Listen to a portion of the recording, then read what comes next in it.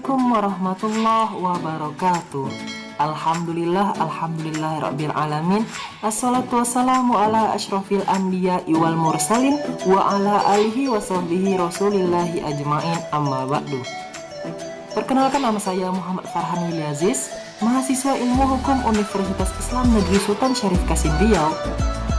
Pada kesempatan kali ini saya akan membahas mengenai hak asasi manusia menurut Undang-Undang Nomor 39 Tahun 1999 tentang hak asasi manusia.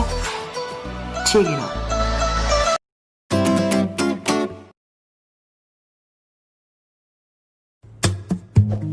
Di dalam teori asal mula negara, tepatnya pada abad ke-17 dan abad ke-18,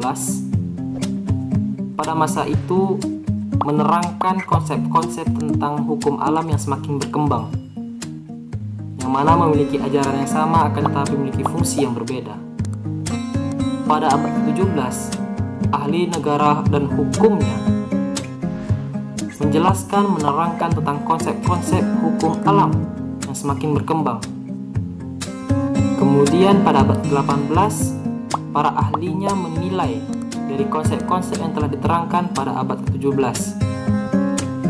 Adanya teori John Locke pada abad ke-17 yang mana pada masa itu mendapatkan perhatian khusus mengenai akan halnya hak-hak alamiah manusia yang tidak dapat diserahkan oleh masyarakat melalui suatu perjanjian, yang mana teori ini dapat kita katakan teori sosial kontrak. Berkaca pada ahli hukum sebelumnya, yaitu Thomas Hobbes, yang mana pada dasarnya menerapkan sosial kontrak ini menyerahkan seluruh hak-hak yang melekat pada individu kepada masyarakat. Begitu juga hak-hak yang melekat pada masyarakat untuk diserahkan hak-haknya kepada penguasa pada masa itu. Akan tetapi John Locke berbeda akan halnya adanya hak-hak alamiah manusia.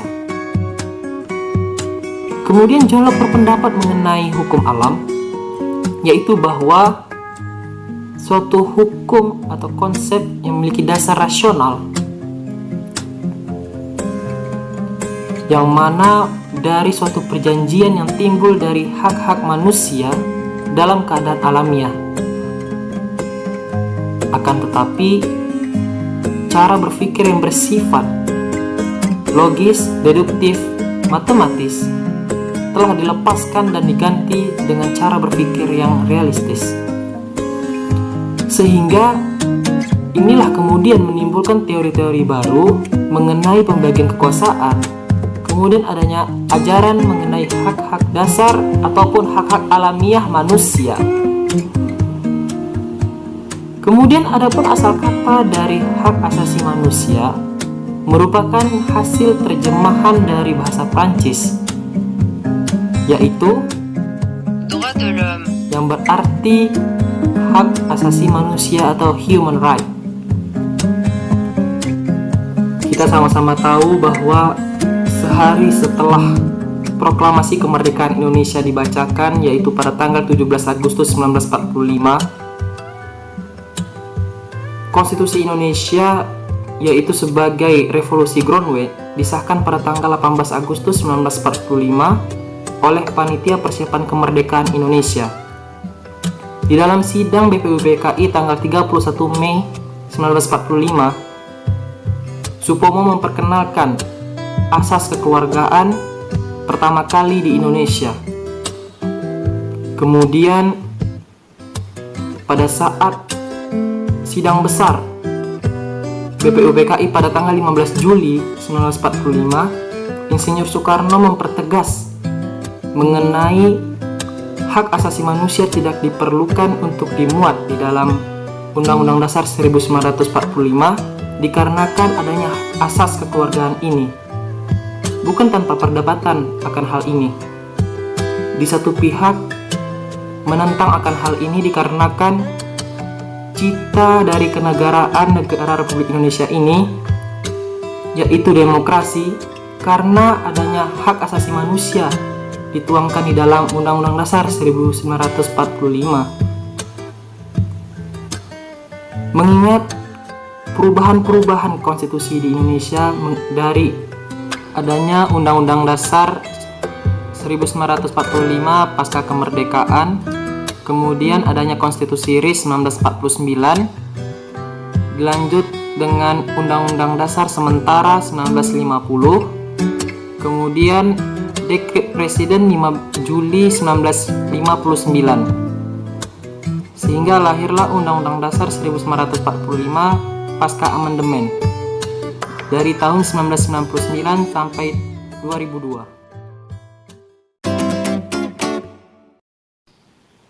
Ada banyaknya pelanggaran HAM di Indonesia, yaitu pada masa Orde Baru yang telah runtuh melalui gerakan reformasi oleh mahasiswa pada bulan Mei 1998. Pada masa itu telah mendorong seluruh komponen bangsa Indonesia akan pentingnya hak asasi manusia. Kita bersyukur pada Allah Subhanahu wa taala, Tuhan yang Maha Esa, melalui kepemimpinan Presiden RI yang ketiga, yaitu Profesor Dr. Ing Baharudin Yusuf Habibie almarhum, yang mana telah membuat suatu transisi dalam bidang hukum, yaitu dengan mengamandemen Undang-Undang Dasar 1945 yang mana dimuat di dalam pasal-pasalnya mengenai hak asasi manusia. Kemudian dengan adanya aturan-aturan turunan berupa undang-undang yang mengurus hak asasi manusia, yaitu Undang-Undang Nomor 39 Tahun 1999.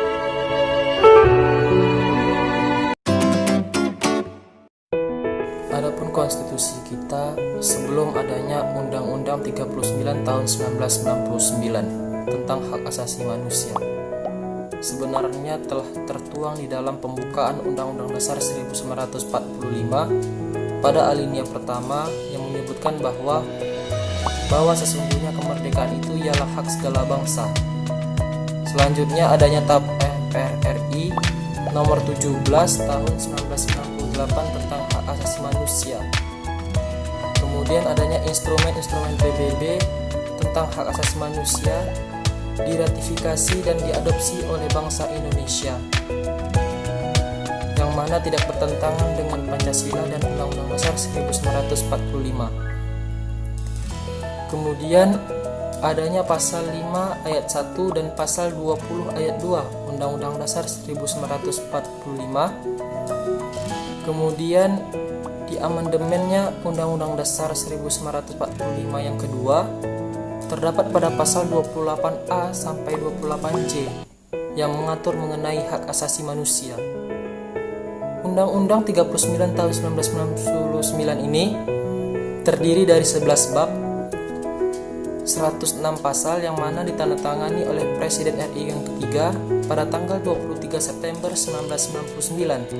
Diawali dengan pengertian hak asasi manusia pada pasal 1.1 Undang-Undang 39 tahun 1999 menyebutkan bahwa hak asasi manusia adalah hak yang melekat pada hakikat dan keberadaan manusia sebagai makhluk Tuhan yang Maha Esa, yang merupakan anugerahnya yang wajib dihormati, dijunjung tinggi dan dilindungi oleh negara, hukum, pemerintah, serta setiap orang demi kehormatan serta perlindungan harkat dan martabat manusia, yang mana hak asasi manusia ini dibatasi oleh hak kebebasan, keamanan, dan moral dari orang lain, sesuai dengan kesepakatan internasional bahwa pelaksanaan hak asasi manusia ini adalah wewenang masing-masing setiap pemerintah negara, dengan mana memperhatikan keanekaragaman sepenuhnya mengenai tata nilai, ekonomi, sejarah, sistem politik, kebudayaan, tingkat pertumbuhan sosial yang dimiliki setiap masing-masing negara. Hak asasi manusia ini bersifat universal, sehingga masing-masing negara itu memiliki perbedaan antara negara satu dengan negara lainnya, dikarenakan adanya kondisi dan situasi pada masing-masing negara tersebut.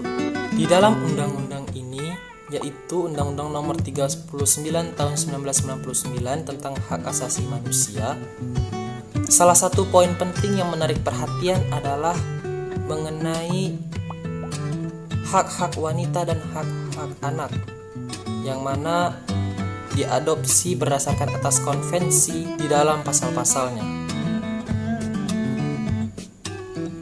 Kemudian undang-undang ini melindungi berbagai macam hak kepada setiap warga negaranya, yang mana tidak dapat dikurangi dalam keadaan apapun dan oleh siapapun, sebagaimana ditegaskan di dalam pasal 4 Undang-Undang 39 tahun 1999 akan hal itu semua.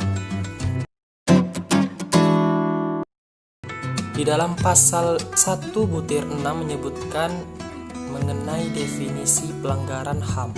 Selanjutnya, adanya Komisi Nasional Hak Asasi Manusia atau Komnas HAM sebagai lembaga independen yang setingkat dengan lembaga negara lainnya dalam hal pelaksanaan HAM.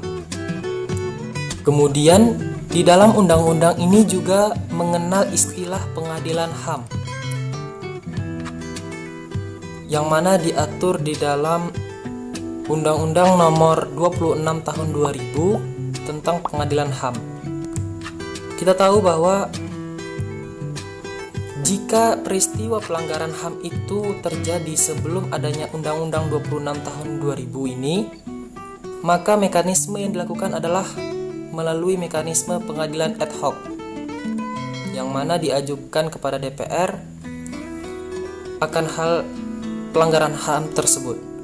Kemudian apabila peristiwa pelanggaran HAM ini setelah adanya Undang-Undang 26 Tahun 2000, maka mekanisme yang dilakukan adalah melalui pengadilan HAM sebagaimana diatur pada undang-undang tersebut.